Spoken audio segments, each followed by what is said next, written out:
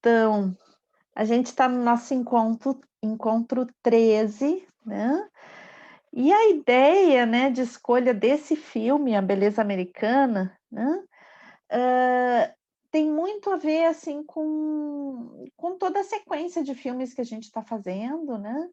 Então, os últimos filmes que a gente escolheu, os personagens eram femininos, né. E principalmente no Concha de Le Retalhos, a gente vai para uma coisa bem íntima, né, e muito arquetípica, muito, hã, pesquisando todo um ambiente interno, né, um ambiente delicado interno. E, o filme que a gente vai ver hoje, né, ele é um filme que daí, bom, o protagonista vai mudar, né, completamente a perspectiva dos últimos filmes que a gente tem vistos, né, porque agora o personagem principal é um homem, né, e bom, e também eu acho que esse filme ele faz uma grande crítica não somente à forma de vida de pessoas, dos personagens em si, né, mas esses personagens estão a serviço de falar de um estilo de vida, é uma crítica, na realidade, é um estilo de vida, né, que é o estilo de vida americano.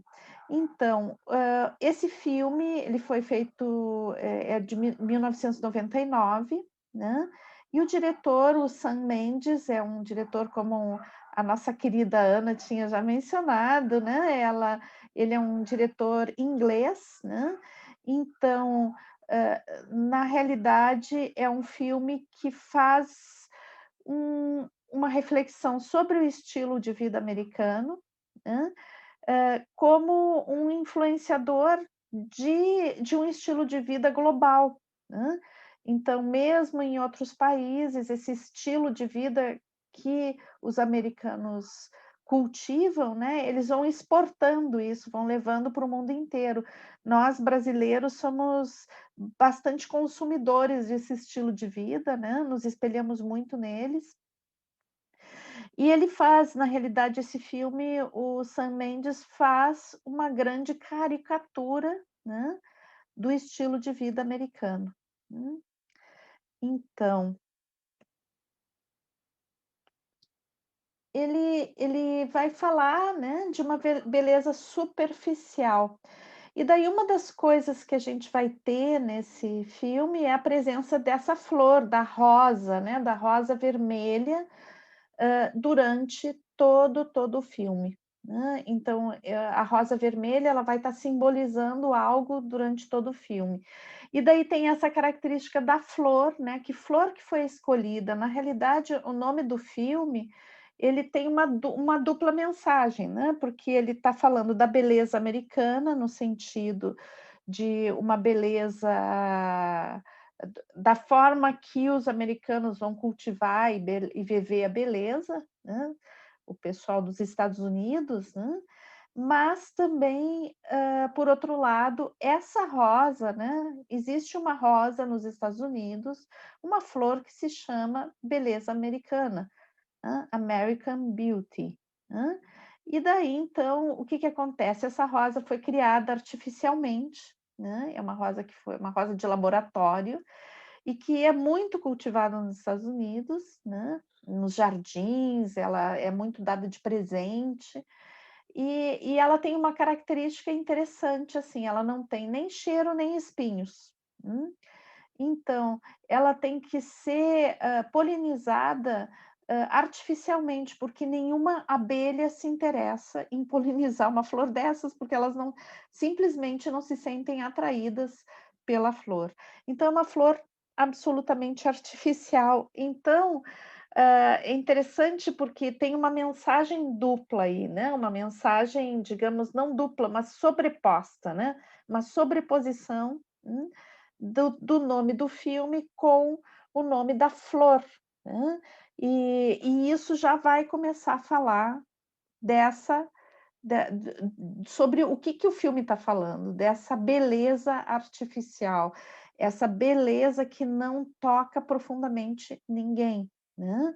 Então, esse cultivo da superficialidade das coisas.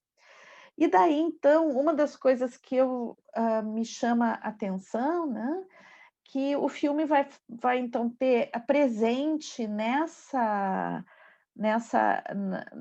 em quase todas as cenas, a flor, né. A flor, desde a flor plantada até a flor que foi cortada, né, e colocada em vasos, e é uma flor vermelha, né. A gente sabe que o vermelho, não sei se você sabe, quem está fazendo o percurso de alquimia sabe, né, que o vermelho tem a ver com a Opus Alquímica, né, ele tem a ver com o momento onde a gente vai corporificar, né, o nosso desejo, onde, existe um processo de integração, onde se integra também as questões do desejo. E bom, eu acho bem interessante que no final do filme, né, o sangue do protagonista, ele tem a cor das rosas, né. Então, acho que é como que, uma passagem, entre a questão do artificial, né, indo para essa corporificação, para esse sangue, né, essa paixão, essa vontade de viver, e que ela é nesse sistema tão superficial, né, não existe espaço para coisas que não são artificiais. Então, na realidade, o a descoberta do personagem principal é punida com a morte, porque a mensagem que o filme traz é que nesse ambiente artificial, nesse ambiente, super controlado e voltado somente para as aparências, quem busca ir a fundo não sobrevive, né. Então, o personagem principal é o Lester, né, que é um homem de 42 anos, e que ele tem tudo que dentro de uma sociedade de consumo se deseja, né. Ele tem um bom emprego, ele tem uma família, ele tem uma casa bonita, ele tem tudo que ele precisa para viver, né. Ele está bem de vida, ele tem dinheiro, ele tem tudo que ele precisa. Mas apesar disso, ele está super infeliz, ele se sente muito infeliz, né. Então, uma das coisas que chama atenção no filme, bem no início do filme, né, é a cena onde ele está se masturbando, e ele diz assim: "Esse é o ápice do meu dia, é a coisa mais fantástica que vai acontecer no meu dia", porque o dia passa em cinza, né, a vida dele está em cinza. Então, existe um momento do filme onde ele vai despertar, né, ele vai despertar para a vida, ele vai despertar, hã, para, uma existência que tenha mais profundidade, hum. E eu acho esse caminho desse personagem, ele é muito me chama um pouco para uma comparação com o que a gente viu no no Colcha de Retalhos, né, onde também vai ter um personagem, né, um personagem que ele, de certa forma, ele é um pouco secundário, mas ele desperta a personagem principal, né. Então, que é aquele rapaz com os morangos, né, que também são morangos vermelhos, então me chama um pouco que essas rosas vermelhas, elas têm também uma semelhança em nível de símbolo, né, porque essa rosa vermelha vai estar ligada também à sexualidade, ao prazer, ao desejo, né, o vermelho como ligado ao desejo. Então, e como no Colcha de Retalhos eu coloquei para vocês que o personagem, esse que agora eu não consigo lembrar direito o nome dele, né, que ele era esse rapaz super sedutor que aparece para a personagem principal e mostra os morangos, né. Aqui a gente tem a Ângela, né, que é a que vai de repente despertar a fantasia dele, né. E eu coloquei no Colcha de Retalhos que eu fazia uma relação daquele rapaz, né, com um ânimos, né, com um elemento arquetípico que estava depositado fora, que estava jogado para fora e que a personagem, a partir do momento que contata com esse rapaz, né, ela passa a assumir uma série de coisas na relação de par, né. E eu acho que esse caminho ele é seguido um pouco nesse filme também, só que é o inverso, né. A Ângela, ela desperta um monte de fantasias nele, né, que não tem a ver com a personagem real, Ângela, mas que tem a ver com um despertar de algo nele, né, que é algo que ele busca na realidade dentro dele. Ela vira uma grande motivadora, né, para que ele fizesse um reencontro com ele mesmo. Mas na realidade ela não participou diretamente como, uma pessoa dentro desse processo, né, mas sim como um elemento, né, que desperta, que ele projetou ali e despertou, né. Então eu entendo também que ela é uma figura de ânima para ele, né. Então que ela representa a própria alma que ele quer reencontrar, né. E que tanto que quando ele vai tentar encontrar ela no concreto, no real, não dá certo, né. Porque na realidade era um elemento interno dele que ele tinha que resgatar, né. Então, acho semelhante as histórias, né. E daí tem a Caroline, né, que é a esposa dele, né, e que eles têm uma relação que está destruída, né, era uma relação que inicialmente era teve momentos lindos na vida deles, eles viviam um amor, né, mas por uma série de motivos isso foi se perdendo, houve um afastamento, né, e a única coisa que foi se preservando dessa relação foi justamente as aparências da relação, uma relação que se mantinha por aparência e por não assumir a infelicidade, né. Então, quanto à questão das aparências, então a Caroline queria muito manter a aparência das coisas, né. Ela é uma corretora de imóveis, então ela achava que ela só ia ser respeitada se ela tivesse sucesso, ela achava que só uma imagem de sucesso poderia trazer sucesso, né, e estava fixada nessa mensagem que é muito americana, né, de que, ela teria que aparentar, né, viver sobre a aparência do sucesso e manter isso a qualquer custo. E é interessante que no jardim, então, né, é ela que cultiva as rosas, né, mas ela é a pessoa que corta as rosas, né, ela corta as rosas e vai enfeitar a casa com as rosas, né. E isso tem também um elemento, simbólico bem importante, né, porque, é como que esse desejo, né, tão grande que ela tem de ser aceita socialmente e de ter sucesso, esse controle absoluto que ela tem de que, de estabelecer metas e cumprir as metas, né. Então, isso tudo é como que ela cortasse o fluxo natural da vida, ela corta o fluxo natural, ela já cultiva essas rosas que elas já têm por si uma base artificial, né, mas além de tudo ela corta as rosas e ela usa, essas rosas, cortadas, né, para decorar a casa, ela leva para dentro da casa e decora. Então, é como que realmente a Caroline é a pessoa que vai centrar em absoluto, né, a forma de ver, né, da sociedade americana e vai, ser o personagem que vai tentar a qualquer custo manter isso, né. E o marido, né, ele, na realidade, ele representa o oposto, né, é toda a infelicidade gerada por essa cultura feita só de aparências, né. É como se ele fosse exatamente a rosa podada, né.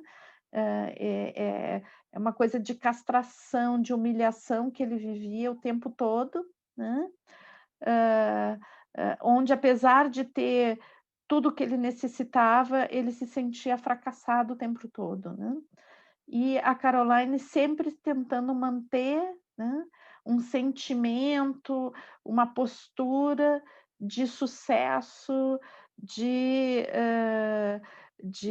de cumprir metas, de ter, um status, né, mantendo a questão do status. Depois a gente tem a Jane, que é a filha deles, né, que é uma menina adolescente e que, primeiro tem uma relação, assim, de de uma revolta muito grande com eles, né, de muita raiva, hã, e ela deseja muito chegar aos padrões de beleza da Ângela, né, que logo em seguida a gente vai ver. Mas ela não sente que ela é acessível, que ela te que esses padrões de beleza ela teria acesso. Por mais que ela se esforçasse, ela nunca, ela sente que nunca vai chegar a ter esses padrões de beleza, hã. Então ela sempre sente inferiorizada frente a isso. E daí a reação dela é dizer que ela não se importa, né. Mas, ao mesmo tempo, o grande sonho dela é fazer uma cirurgia nos seios. Então, na realidade, ela diz que não se importa, mas ela se importa e tem um grande sentimento de inferioridade, por isso, né. E depois a gente tem, então, esse retrato da família, né, com essas rosas no centro, hã, que é justamente todo esse padrão, de uma harmonia mantida, hã, somente a partir das aparências, né. Então, onde existe uma infelicidade muito grande em todos os personagens, mas que se mantém as aparências. E a gente vai ter uma cena mais adiante, né, que é a cena onde eles rompem, né, onde, o personagem principal, ele já não aguenta mais, né, e ele se dá conta que ele não suporta mais aquilo, e nessa cena, então, o vaso no centro vai estar vazio, né. Então é como se representasse, sim, aqui é a relação que existe mesmo, né, não, sem a presença do artificial e do controle, porque quando, ele começa a se revoltar, né, a Caroline percebe que todo o controle que ela tinha sobre ele era uma ilusão, que na realidade ela não tem controle sobre nada. Uhum. Bom, e bem no início do filme, então a gente vai ter esse casal, né, o casal gay, que ele é um casal que aparece pouco, né, no filme, em alguns detalhes, eles moram ali na vizinhança, mas eles vão falar dessa possibilidade do ser diferente, né, dessa possibilidade de ser feliz de um outro jeito, né, não encaixado naquele padrão, né, imposto pela sociedade. Então eles são os personagens que têm a coragem, né, de ser diferentes, e aqui, inclusive nessa cena, eles estão dando boas-vindas, né, para o personagem que é um militar, né, homofóbico, e eles são destratados por esse militar, né. E na realidade, eles não dão muita bola para isso, né, então é justamente, eles são, os homens, né, que vivem de uma forma diferente, né, e que têm essa capacidade de expressão do afeto, de valorização das coisas simples, de autocuidado, né, de busca da felicidade, eles representam isso nesse filme, né. Não significando exatamente que todas as pessoas gays seriam assim, né, mas no filme eles representam a possibilidade de uma diversidade, de um outro jeito de viver e de uma maior conexão com a simplicidade da vida e com o amor, né. Então, eles são ali presentes e eles vão, de certa forma, hã, instruir o Lester, né, para eles vão não instruir, mas eles vão acompanhar ele, né. Ele vai chegar um momento onde eles ele vai correr junto, ele vai estar junto, né. Então, a gente também tem esse personagem que é um militar homofóbico, e que toda a trama começa quando, né, ele se muda para a casa ao lado da casa do Lester, né, e da sua família. E bom, e ao mesmo tempo esse personagem, né, ao mesmo tempo que ele controla o filho e ele é super rígido, ele tem uma fachada, né, de nacionalista, hã, hã, de puritano e tudo mais, né, e tem um medo incrível de que o filho seja homossexual. Na realidade vai se revelando durante o filme que todo esse ódio que ele tem a ver com também com a própria homossexualidade não assumida, né.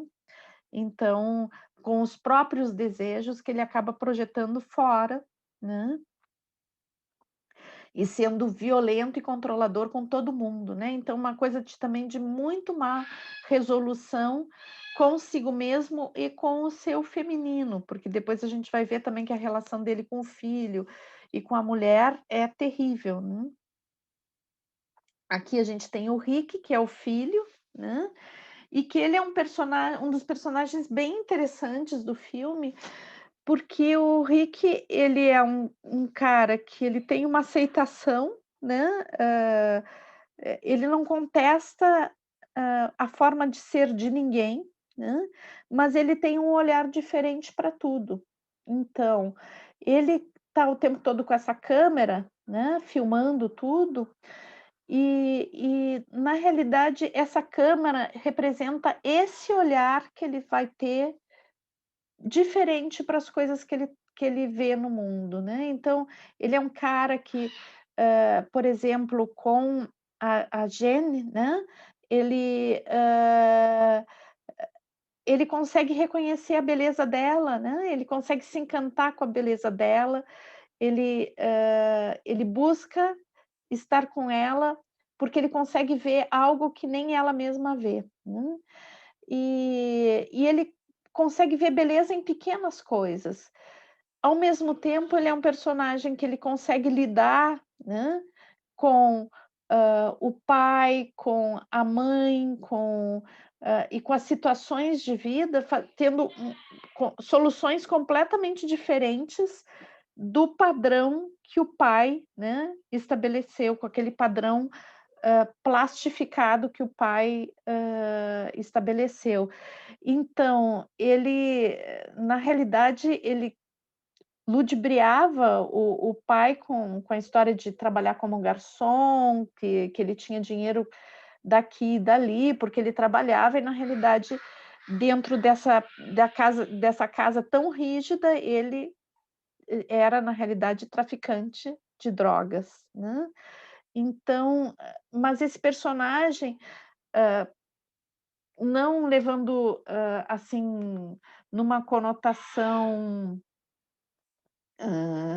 moralista as opções dele, né, ele é o personagem que vai dizer assim: "Olha, tu pode ver o mundo de formas diferentes", né, sem necessariamente ter que fazer crítica a essas formas, tu pode ver o mundo de formas diferentes.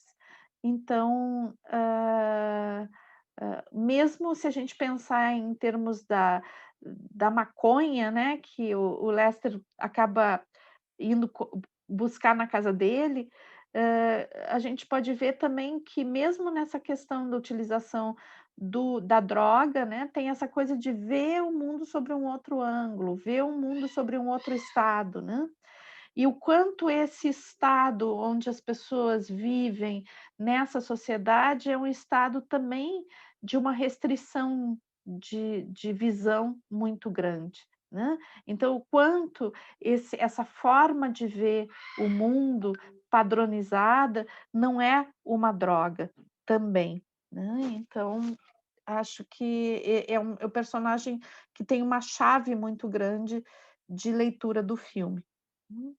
Depois a gente tem a mãe dele, né, que é uma mulher que viveu com esse homem militar durante, toda, né, grande parte da sua vida, e que é uma mulher super calada, infeliz, né.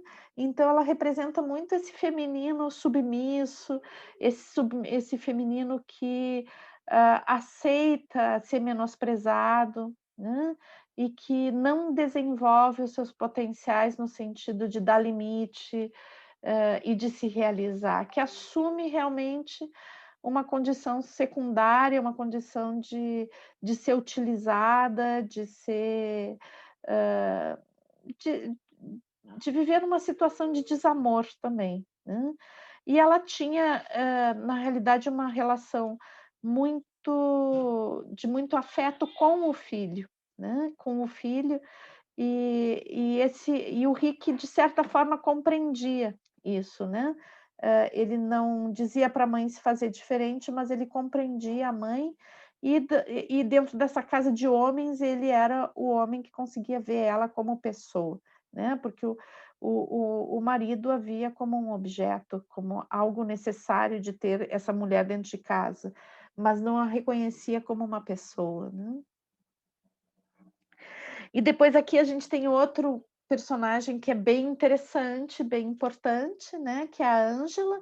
Então a Ângela é a típica adolescente, estereotipada americana, né, então a gente vai ver os filmes de colegial, americano, a gente sempre vai ter esse ideal se reproduzindo, né, a menina loira, bonita, de olhos claros, que ela é, hã, a pessoa que mais se evidencia dentro da escola, que ela humilha todo mundo, né, que todo mundo quer ser igual a ela, então a Ângela representa esse estereótipo, né, que é um estereótipo que a gente vê muito nos filmes americanos, esses filmes para adolescente, né. E então, na realidade, ela se autoafirma dizendo: "Nossa, que ela, né, tem uma super experiência sexual, que ela é super segura, que ela sabe lidar com todas as situações", né. E na realidade o que a gente vai ver é que, ela não, na realidade ela é virgem, né, e que é super insegura, então todas as manipulações que ela, hã, fazia tinham a ver, e mentiras e histórias que ela contava tinham a ver com tapar essa insegurança, né, mentir para ela mesma, não só para o mundo, mas para ela mesma, sobre a insegurança, sobre as dúvidas que ela tinha em relação a ela mesma, ao valor dela, né. E é interessante porque, aqui se quando ela percebe que o Lester está enlouquecido com ela, né, aí que ela vai seduzir, ela vai manipular, né, como uma forma de controle mesmo, né, controle e de se sentir poderosa, né. E também tem toda uma relação com a Jane, né, que é onde, muitas vezes ela vai o sentimento de inferioridade da Jane vai ser o trampolim para ela não se sentir inferior, né. Assim como a Jane vai ficar o tempo todo, se comparando com a Ângela vai usar a insegurança mais evidente, né, que é mais evidente na Jane, é mais falada, é mais explícita, para, se se afirmar e esconder de si mesma a própria insegurança. Então ela inventa 1000 histórias, né, todas falsas, de certa forma, ela não está mentindo só para os outros, mas ela está mentindo para si mesma. E nesse personagem existe essa tendência da maioria dos personagens do filme de mentirem para si mesmo. Então essas histórias que cada personagem vive, né, são grandes mentiras que cada um aplica para a própria história, né. É como se cada um fantasiasse a sua história, contasse para si mesmo e mentisse para si mesmo, né. Então a Ângela é a personagem que vai mais incorporar esse espírito, né, esse espírito americano. E daí então, uma das coisas que eu achei bem interessante, né, é que agora me faltou o nome dela, me esqueci o nome da mulher. A esposa do Lester, né, ela é corretora de imóveis, né. Então, dentro desse universo dos corretores de imóveis, ela tem uma admiração muito grande por um corretor que tem muito sucesso, né. Bom, é um mercado que se mantém todo sobre aparências, né, todo sobre aparências. E daí eu achei muito interessante, também lembrar que em 2008, né, os Estados Unidos entram em falência por causa de uma bolha imobiliária. E eu achei muito interessante, né, o filme colocar nesses personagens que são tão voltados para o superficial, que são mais evidentes, mais estereotipadamente voltados para o superficial, para a aparência, para a meta, para o sucesso, né, eles trabalharem no mercado imobiliário. Eu achei uma coincidência, né, porque eu acho que certamente, eh, não havia a previsão do que iria acontecer, ou sim, não sei, né. Mas foram quase 10 anos depois que existe esse problema, né, que houve nos Estados Unidos, que entrou numa crise do seu sistema pela questão de uma série de, hã, falcatruas dentro do mercado imobiliário, né, que se baseava todo em informações artificiais, ou seja, todo em aparências, né. Então, hã eu achei bem interessante o filme ser baseado justamente, né, esses personagens estarem ligados ao mercado imobiliário. Bom, e daí então o que acontece, né, é que à medida que, hã, o eh, o Lester fica incontrolável, né, ela vai buscar então, se aproximar desse homem que ela admira um monte, que é um cara que é muito semelhante a ela, né, no sentido de viver um mundo de aparências, de, trabalhar dentro do mercado imobiliário, de ter sucesso.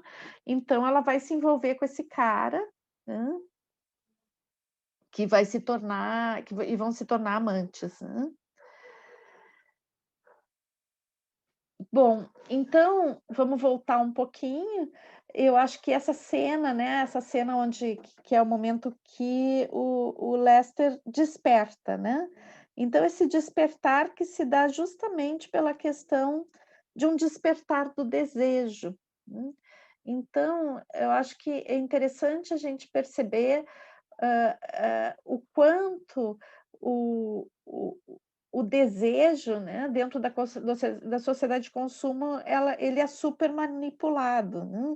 Então, toda a infelicidade tem a ver com que, na realidade, toda família, ela tem um ideal, né, do que seja os ter sucesso em uma família, a estrutura da família, a estrutura das coisas que tem que se ter, né.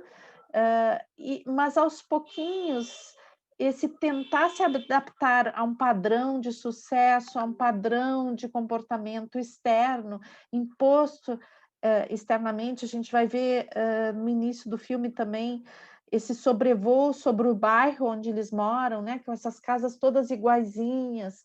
Então, esse padrão, de um comportamento que segue o padrão dessas casas todas iguais, esse, esse modo de vida que ele é confortável, que ele tem um padrão de estrutura familiar, um padrão de coisas que de relação com o trabalho, de coisas que a gente vai consumir, né, de se autoafirmar pelo preço das coisas que se compra, né. Então, nesse momento que ele vê a Ângela dançando, que é justamente esse momento, é como que, de repente, algo acorda dentro dele, algo desperta, né. E esse algo é importante a gente perceber que é algo interno dele que se quebra, né. Se quebra algo. E esse desejo que surge dentro dele é um desejo mais profundo, é o desejo que não foi manipulado, é o desejo que vem lá de uma raiz, lá do fundo dele, né. E essa Ângela, ela representa, então, toda uma vontade de viver, né. E eu acho que aqui a questão da cor vermelha tem muito a ver com isso, né. Então, que a flor beleza americana tem a ver com uma plastificação da vontade de viver, uma plastificação de um estilo de vida onde as pessoas fingem que são uma flor, mas elas não têm cheiro nem espinho, hã. Então, esse ideal, hã, pela pela forma, né, sem conteúdo. E daí, então, no momento que ele começa a desejar ela, ele começa a voltar para casa, né. Ele acende, ele fica todo vermelho, e ela representa uma volta para a alma, né. É um revisitar a alma, um dar a mão para a alma, um dar a mão para algo muito profundo dele, e que durante uma boa parte, né, do filme, então, ele vai voltar a fazer esporte, ele vai voltar a se cuidar, ele manda as favas um emprego, ele dá limite para a mulher, hã, ele faz uma série de coisas, né, compra um carro vermelho, né, que representa muito essa potência retomada, e ele volta a se conectar com a força vital dele, né. E teoricamente ele está fazendo isso para encontrar a Ângela, para estar bonitão para encontrar a Ângela, mas na realidade ele está voltando para casa, né, ele está voltando para si mesmo, e a Ângela ela é simplesmente um símbolo de algo que está dentro dele, então essa Ângela, e eu acho que também o nome Ângela, anjo, né, tem a ver com esse retomar a algo muito profundo dentro de si na realidade, hum. E daí isso provoca um processo de transformação, e daí aqui que eu falo que ele volta, ele se aproxima do casal gay para correr junto, né, então é como se ele começasse a se aproximar das pessoas ali do bairro que eram, diferentes também, que ousavam ser diferentes, né. Isso também tem a ver com o Rick, que era diferente, ele também vai estabelecer uma relação com ele. Então, é como se ele começasse a se abrir a não se importar com os valores daquela sociedade, mas sim se importar com o desejo dele, com, quem ele era, com manifestar estar coerente consigo mesmo, e não com o que era exigido socialmente. E daí então, né, tem toda essa coisa de ver pela janela, né, como, essa coisa de espiar pela janela e interpretar pela janela. Então tem, o momento onde, né, o pai do Rick, o militar, né, tá super desconfiado com o Rick, e daí olhando pela janela ele vê o filho na casa do Lester, né, conversando, mas na realidade tem uma cena onde não fica claro o que está acontecendo, e parece que, eles estão transando, né, olhando de fora dá essa impressão. E daí o militar sai da casinha, né, e daí tem essa cena muito forte, onde ele vai ao encontro do Lester e daí se revela que ele está indo ao encontro do Lester, não para reclamar do filho, não para matar o Lester, mas para tentar transar com o Lester também, né. E daí o Lester diz: "Ah, tu se enganou, não é bem assim, não quero estar contigo", né. E daí então, bom, o que acontece é que no final o cara mata o Lester, né. E esse final com essa morte tem muito a ver com isso, com essa questão da não possibilidade, né, dentro dessa estrutura social, de mudanças super radicais. A gente tem, o Rick que consegue ser um pouquinho diferente, né, mas ele tem que fazer um monte de ginásticas para conseguir ser um pouco diferente. E a gente tem o casal homossexual também, homoafetivo, né, que, que representa uma possibilidade de inserção, né. Então, como se esses personagens achassem como, furos, lugares onde eles podem se inserir dentro dessa estrutura social, não entrando numa coisa de infelicidade total ou de adaptação total, né. Mas, o que o filme coloca é que quando a modificação é muito ostentativa e realmente, muito chocante para o sistema, né, a pessoa não consegue sobreviver.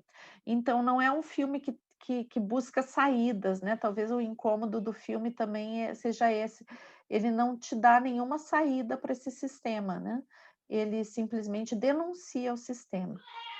Mas eu creio que a denúncia é válida, né, para a gente poder pensar e, encontrar nossas próprias saídas, sem bater de frente necessariamente, né, mas vendo não entrando, talvez não entrando seja não correspondendo não entrando em sintonia nessa dança artificial que é proposta.